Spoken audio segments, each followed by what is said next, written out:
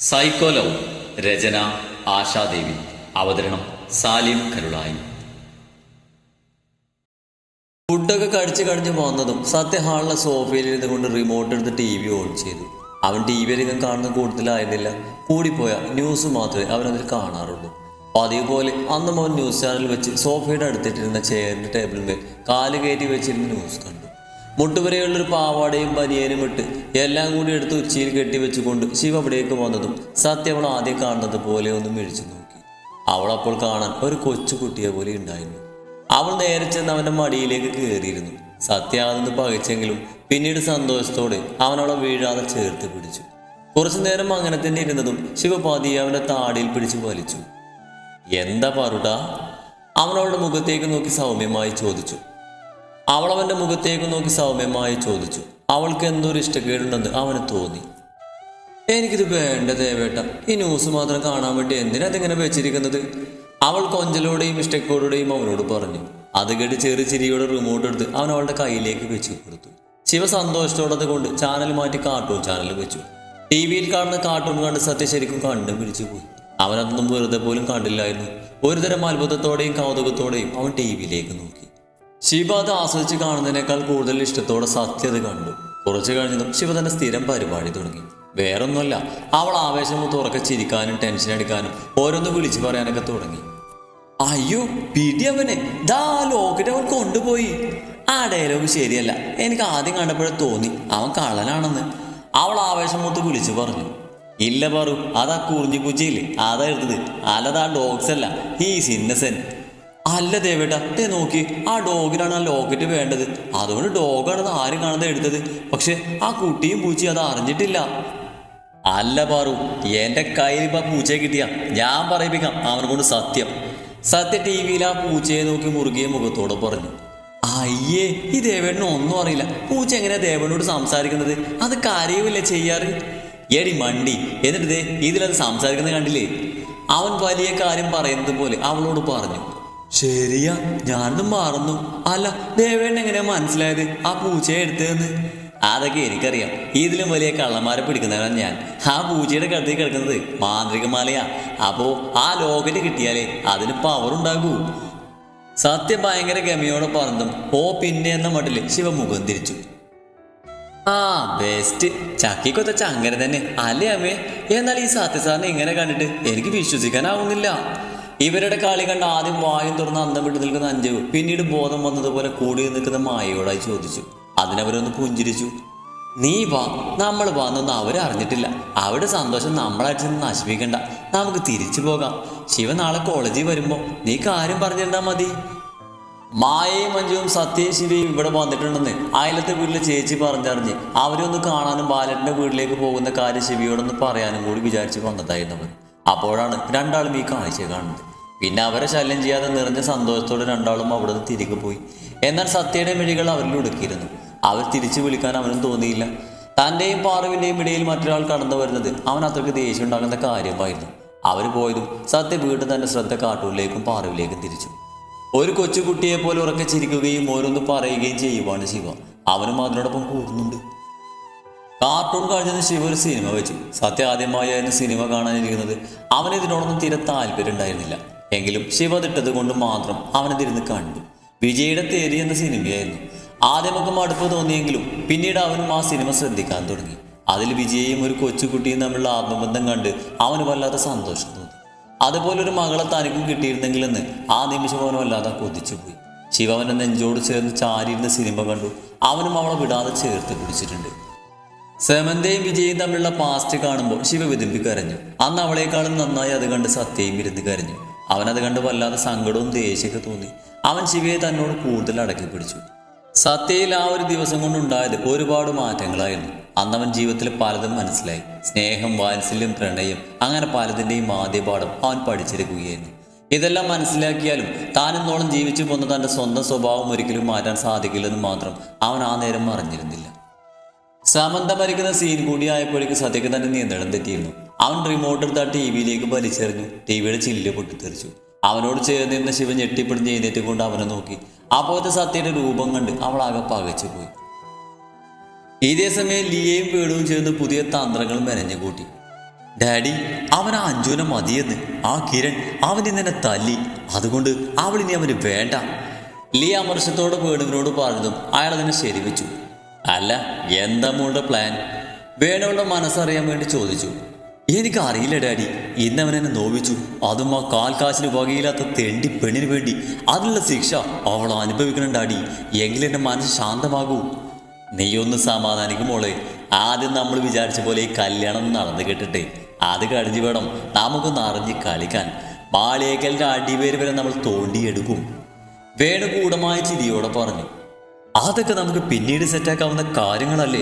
അതിനു മുമ്പേ എനിക്ക് അഞ്ചിനൊരു പണി കൊടുക്കണം. ലിയ ദേഷ്യത്തോടെ പറഞ്ഞു.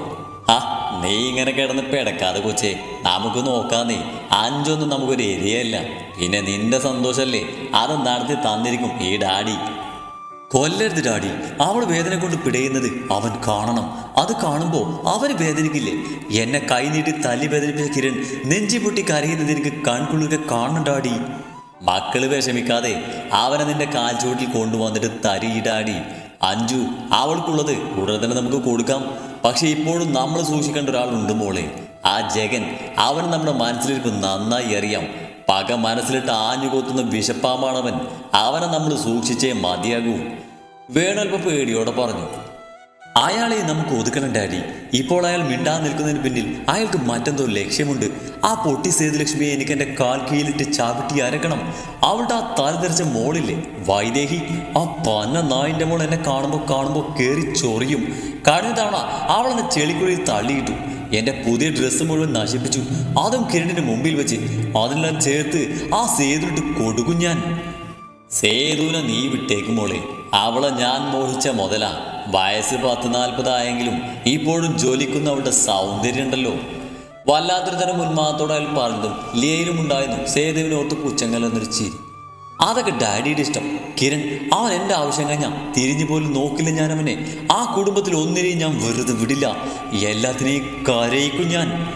ലിയ പകയോടെ പറഞ്ഞു. ആ മഹാദേവൻ അവനാണ് ആ വീട്ടിലെ നമ്മുടെ ആയുധം. അവനെന്നെ ഭയങ്കര വിശ്വാസ.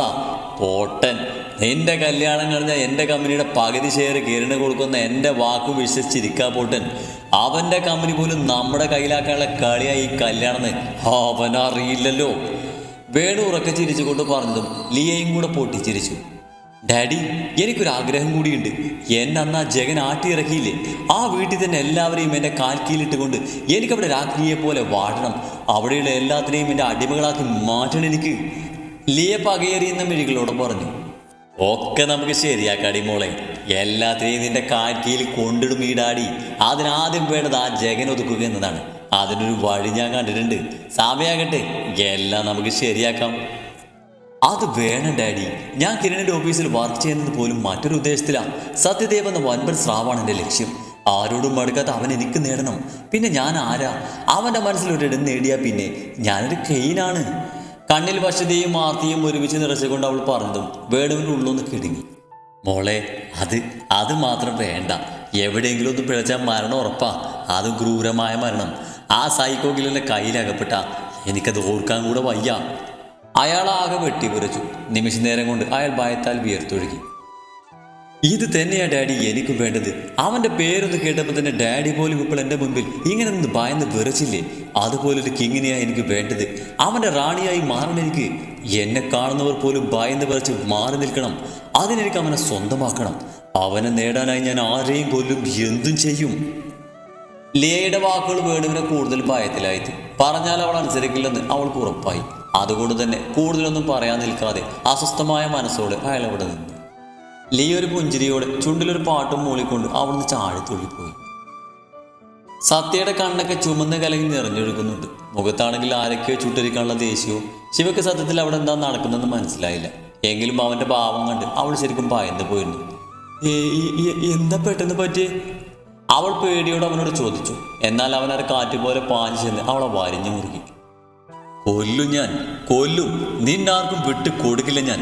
ആ മൂവിയിലെ പോലെ ഒരിക്കലും നിന്നെ ഞാൻ നഷ്ടമാകില്ല. അവനൊരു ഭ്രാന്തനെ പോലെ അലറി. ദേവേട്ട, അതൊരു സിനിമയല്ലേ, ജീവിതത്തിൽ അങ്ങനെ നടക്കില്ല. അവൾ ചെറിയ പേടിയോടെ പറഞ്ഞു. ഇല്ല പാറു, ജീവിതത്തിലും അങ്ങനെയൊക്കെ നടക്കും. പ്രത്യേകിച്ച് എൻ്റെ ലൈഫിൽ എനിക്ക് ഒരുപാട് ശത്രുക്കളുണ്ട്. അവരിൽ ആരെങ്കിലും നിനക്കെതിരെ ഇതുപോലെ തിരിഞ്ഞാൽ ഞാൻ എന്ത് ചെയ്യും? ഇല്ല, അതിന് നീ എൻ്റെ ആരെങ്കിലും ആണെന്ന് അവരറിഞ്ഞാലല്ലേ. ഇന്ന് മുതൽ ആരോടും നീയും ഞാനും തമ്മിലുള്ള ബന്ധം പറയരുത്. ദേവേട്ട, എന്തൊക്കെ ഈ പറയുന്നേ? എനിക്കൊന്ന് പേടി തോന്നുന്നു. അവൻ്റെ മട്ടും ഭാവമൊക്കെ കണ്ട് ശിവ പേടിയോടെ പറഞ്ഞു. പേടിക്കേണ്ട, ഇപ്പം നിന്റെ കുറച്ച് ഫ്രണ്ട്സിനും നിന്റെ കോളേജിലെ പ്രിൻസിക്കും മാത്രമേ ഞാൻ നിന്റെ ഭർത്താവാണെന്ന സത്യം അറിയൂ. അതങ്ങനെ തന്നെ പോട്ടെ. അവരുടെ നാവിൽ നിന്നും അത് പുറത്തു പോകാതെ ഞാൻ നോക്കിക്കൊള്ളാം. അതുപോലെ നിന്റെ നാവിൽ നിന്നോ പ്രവൃത്തിയിൽ നിന്നോ നമ്മൾ തമ്മിലുള്ള ബന്ധം ഒരുത്തിനും മനസ്സിലാക്കാൻ പാടില്ല. സത്യം പറയുന്നത് കേട്ട് ശിവക്ക് വല്ലാത്ത സങ്കടം തോന്നി. അവളുടെ മിഴികൾ നിറഞ്ഞു. പാറു, നീ കരയുവാണോ?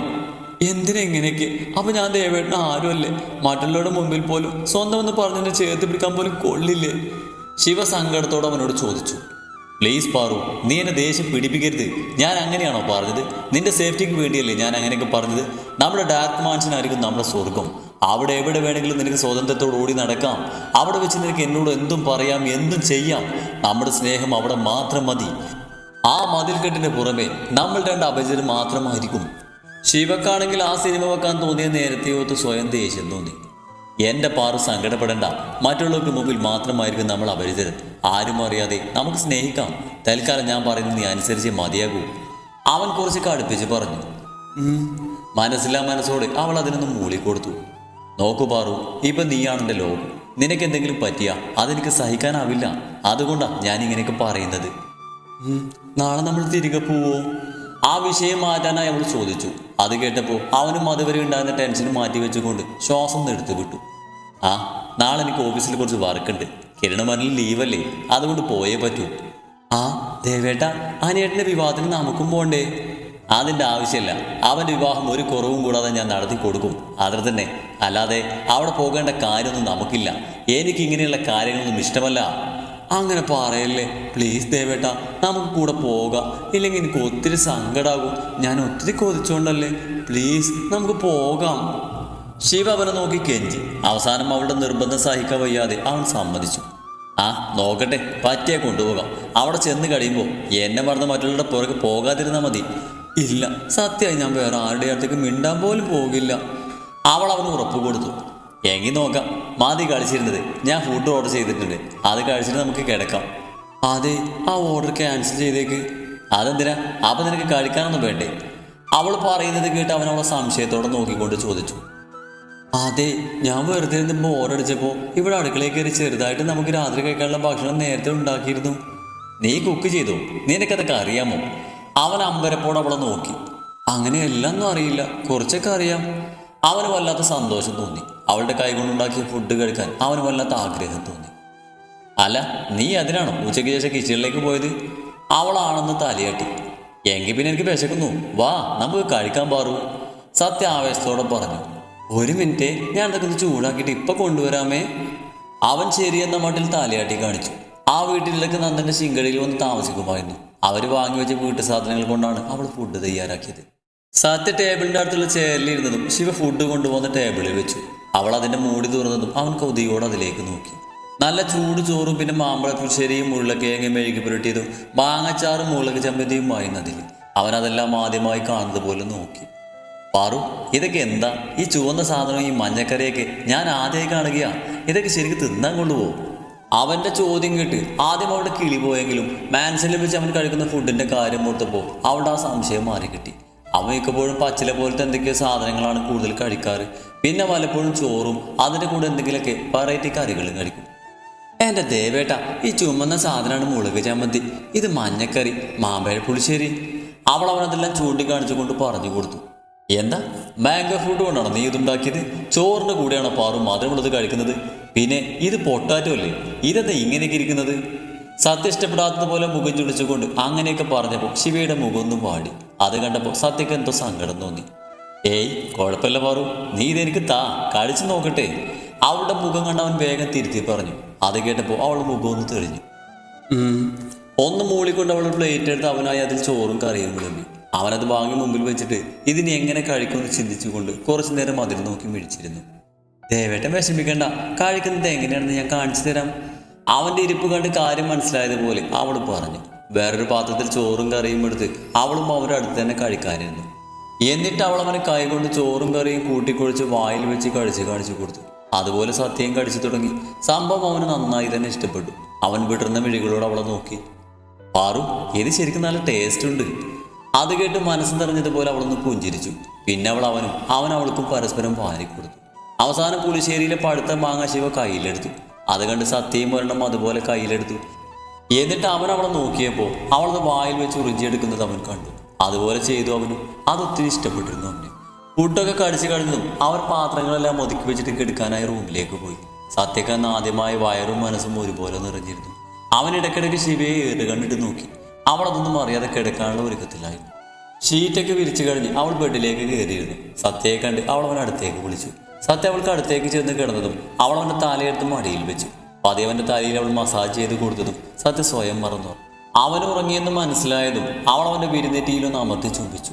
എന്നിട്ട് അവൻ്റെ തല പതിയെടുത്ത് പില്ലോയിലേക്ക് വെച്ചു കൊടുത്തു. അവനൊടുത്താതെ അവളും അവനൊക്കെ അരികിലായി ചേർന്ന് കിടന്നു. കുറച്ച് സമയം കഴിഞ്ഞതും സത്യ അവളെ തന്നെ നെഞ്ചോട് ചേർത്ത് പിടിച്ച് കിടന്നു. അവൻ്റെ ചൂടിൽ അവളും പതിയെ ഉറക്കത്തിലേക്ക് പഴുതി വീണു. അവരുടെ സന്തോഷം കണ്ടതുപോലെ മായിയും ഉണ്ണിയും കിച്ചുവും ഒരിളങ്കാറ്റായി അവരെ തഴുകിപ്പോയി.